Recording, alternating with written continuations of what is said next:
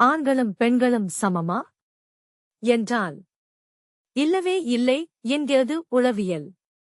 ஏன் என்றால் 18 வயதில் பெண்களுக்கு அழகான ஆண்களை பிடிக்கிறது. 25வது வயதில் அறிவில் முதிர்ந்த ஆண்களை பிடிக்கிறது. 30வது வயதில் வாழ்வில் வெற்றி பெறும் ஆண்களை பிடிக்கிறது. 40வது வயதில் திறமைகளை நிலைநாட்டிய ஆண்களை பிடிக்கிறது. 50வது வயதில் நேர்மையான ஆண்களை பிடிக்கிறது. 60வது வயதில் உதவும் குணம் கொண்ட ஆண்களை பிடிக்கிறது.